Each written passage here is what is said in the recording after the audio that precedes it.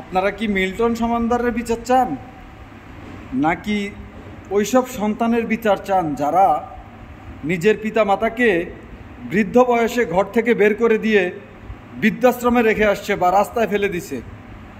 বিচারটা কার হওয়া উচিত আগে বলেন?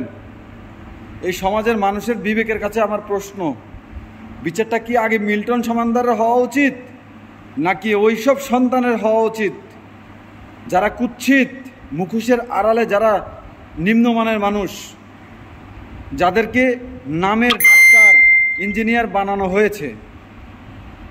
আপনি একটা বৃদ্ধাশ্রমে যাইয়া দেখেন, 100 জনের মধ্যে 100 জন পিতামাতাই বলবে যে আমার ছেলে কানাডায় থাকে, আমেরিকায় থাকে, ইউরোপে থাকে, ডাক্তার ইঞ্জিনিয়ার অমুক তুমুক। আমি ঢালাওভাবে সকল ডাক্তারদেরকে বলছি না, সকল ইঞ্জিনিয়ারদেরকে বলছি না, তবে বৃদ্ধাশ্রমে যত পিতামাতা আছে সবার সন্তানই উচ্চ লেভেলের। আপনি ঘুরে দেখেন। তাহলে মূল দায়ী কারা? কাদের জন্য আজকে বৃদ্ধ লোকগুলো অত্যাচারিত হচ্ছে, অবহেলিত হচ্ছে?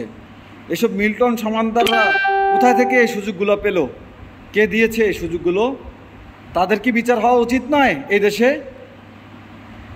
আগে তাদের বিচার হওয়া উচিত, তারপর গিয়ে এইসব নোংরা মানসিকতার এই যে লোকগুলোর বিচার হওয়ার পরে তারপরে মিল্টন সমাদ্দারের মতো মুখোশের আড়ালে থাকা লোকগুলোর বিচার হওয়া উচিত, মানবিকতার কাজের পিছনে যারা এসব কাজ করে বেড়ায়।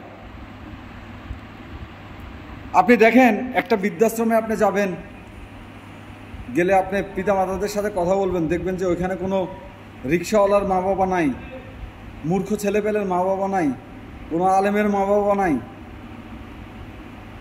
কেন? আমাদের সমাজের অবক্ষয়টা কোথায় থেকে হয়েছে?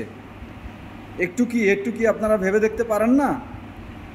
আমাদের দেশের আইন কি তাদেরকে পাকড়াও করতে পারে না? এমন আইন হওয়া উচিত যে বৃদ্ধ বয়সে কোনো মা বাবাকে কেউ বৃদ্ধাশ্রমে রেখে আসতে পারবে না, তার বিরুদ্ধে আইনগত ব্যবস্থা নেওয়া হবে। আর পৃথিবী থেকে সমস্ত বৃদ্ধাশ্রম বিলুপ্ত হয়ে যাক, আমার চাওয়া হচ্ছে এটা। আপনারা কি বলেন? অবশ্যই কমেন্টস করে জানাবেন। আর আমার কথার সাথে যদি একমত হন তাহলে ভিডিওটা শেয়ার করে জানিয়ে দিবেন ওই সমস্ত শিক্ষিত নামধারী সার্টিফিকেটধারী লোকদের যারা পিতামাতার সাথে এমনটা করে। অথচ আমাদের ধর্ম বলে মা বাবার পায়ের নিচে সন্তানের বেহেশত।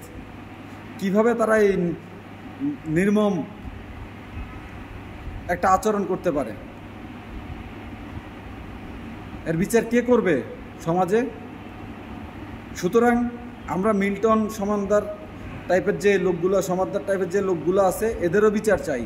এর আগে আমরা ওইসব সন্তানের বিচার চাই যারা নিজের পিতামাতাকে বৃদ্ধাশ্রমে রেখে আসে।